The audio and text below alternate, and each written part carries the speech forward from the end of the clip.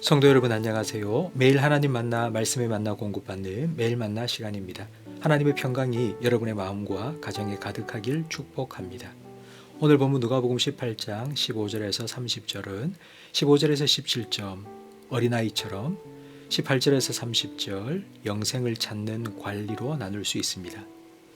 사람들이 자기 어린 아기들을 예수님께 데리고 왔습니다. 예수님께서 안수기도해 주시기를 바랐기 때문입니다. 제자들은 예수님이 얼마나 바쁘신데 아이들까지 데리고 와서 귀찮게 하느냐고 이들을 꾸짖었습니다. 그러나 예수님께서는 아이들을 가까이 부르셨습니다. 이런 아이들이 내게 오는 것을 막지 말고 환영하라고 말씀하시고 하나님의 나라가 이런 어린 아이들의 것이라고 말씀하십니다.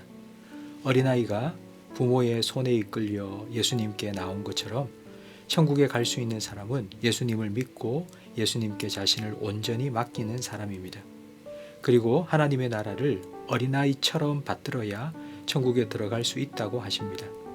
어린아이가 부모가 주는 것을 받는 것처럼 예수님의 은혜를 받아들여야 천국에 갈 수 있습니다. 한 관리가 예수님께 찾아와 무엇을 해야 영생을 얻을 수 있느냐고 묻습니다. 예수님께서는 선하신 하나님께서 주신 계명을 지키면 된다고 말씀하셨습니다.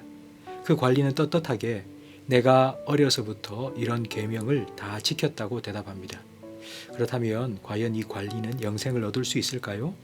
예수님은 그에게 아직 한 가지 부족한 것이 있다고 하시면서 재산을 다 팔아 가난한 자들에게 나누어 주면 하늘에서 너에게 보화가 있을 것이고 그 후에 나를 따르라고 말씀하셨습니다. 예수님께서는 무조건 나를 따르라고 하지 않으시고 먼저 재산을 다 팔아 나눠주라고 하셨습니다. 예수님께서는 무조건 재산을 다 팔아서 가난한 자들에게 나눠주라고 하지 않으셨습니다. 그러면 하늘의 보화를 받을 것인데 그 후에 나를 따르라고 하셨습니다.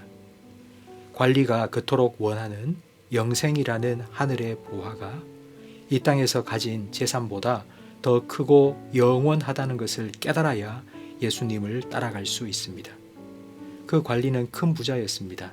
예수님의 요구를 듣고 그는 심히 근심했습니다. 이런 관리의 모습을 보며 제자들에게 부자가 하나님 나라에 들어가기가 어렵다고 말씀하십니다. 낙타가 바늘귀로 들어가는 것이 부자가 하나님 나라에 들어가는 것보다 쉽다고 하십니다.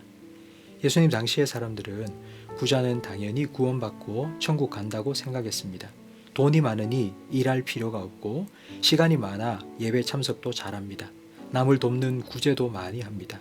부자는 천국 갈 조건을 다 갖춘 사람입니다. 그런데 부자가 하나님 나라에 들어가는 것보다 낙타가 바늘구멍으로 들어가는 것이 더 쉽다고 하니 깜짝 놀랄 수밖에 없습니다.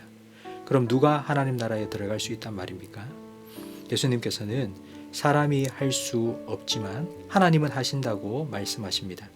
하나님 나라에 들어가는 것, 영생을 얻는 것은 사람이 할 수 없고 하나님이 하실 수 있습니다.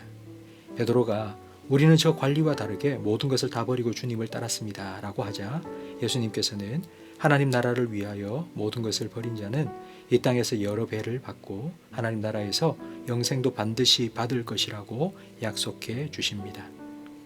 함께 나눌 기도 제목입니다. 어린 아이와 같은 믿음을 달라고 하늘의 보화를 사모하게 해달라고 기도하시기 바랍니다.